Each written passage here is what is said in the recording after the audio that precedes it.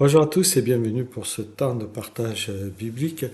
Aujourd'hui, j'ai choisi le passage de 2 Timothée chapitre 3, versets 1 à 4, où l'apôtre Paul nous dit « Sache bien que dans la période finale de l'histoire, les temps seront difficiles, les hommes seront égoïstes, avides d'argent, vantards et prétentieux. Ils parleront de Dieu d'une manière injurieuse et n'auront pas d'égard pour leurs parents.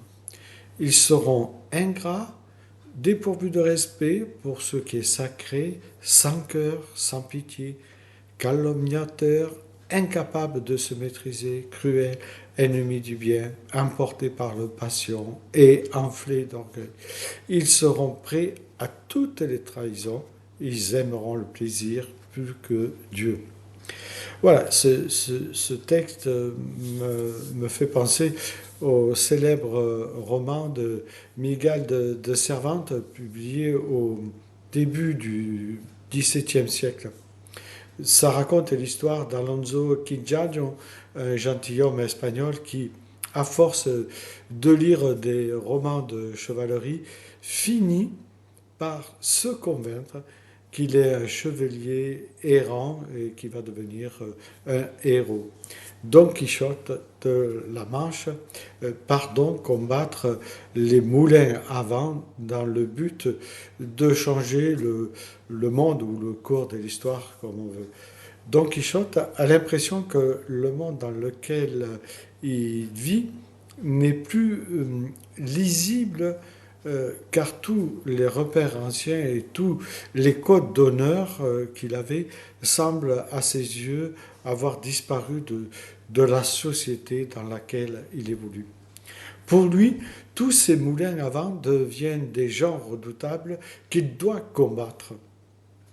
Bien que parfois nous puissions nous-mêmes avoir l'impression de ressembler à Don Quichotte, un examen plus attentif révèle néanmoins des différences fondamentales entre lui et nous.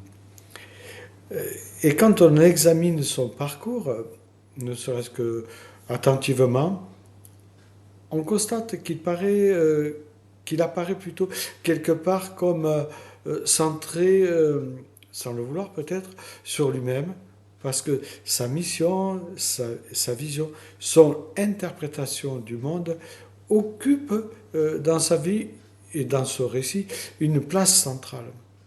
On découvre aussi que lorsqu'il échoue ou se trompe, en fait, tout s'écroule pour lui et il se retrouve profondément abattu.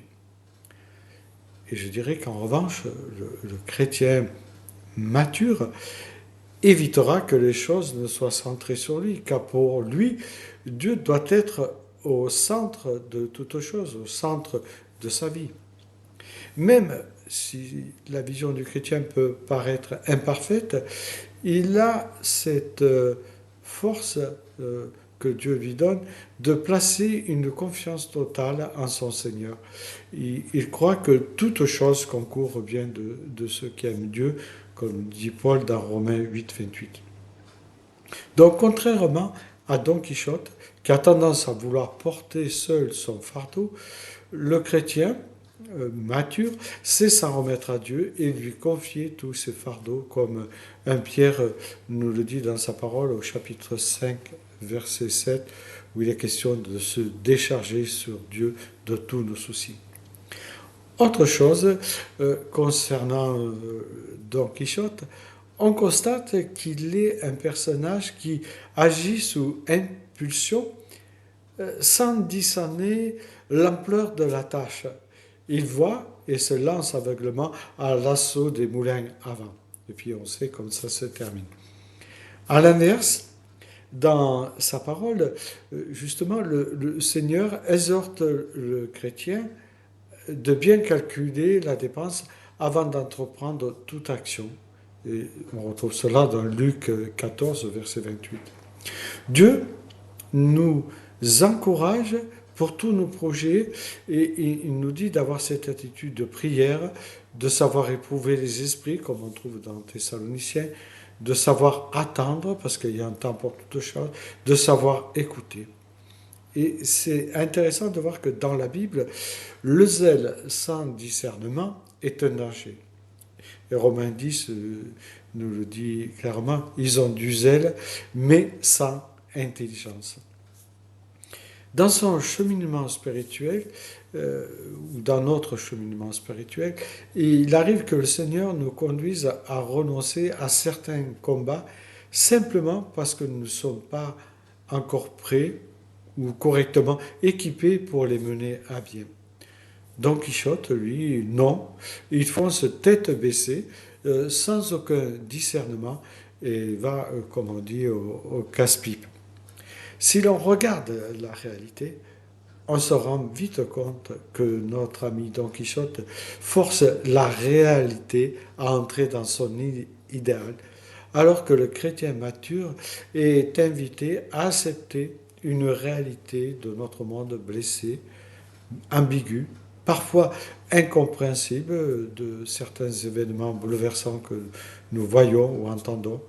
Néanmoins, le chrétien a cette certitude que Dieu agit quand il veut et qu'il est le souverain et le maître de toute l'histoire de notre humanité. Là où Don Quichotte nie le réel pour sauver son idéal, le chrétien lui affronte le réel car l'ensemble de l'histoire de notre humanité est consigné dans l'Écriture où nous savons que toute l'Écriture est inspirée de Dieu. C'est pour cette raison qu'il est primordial pour nous de garder nos yeux fixés sur le consommateur de notre foi en gardant cette espérance qu'il a mise dans notre cœur.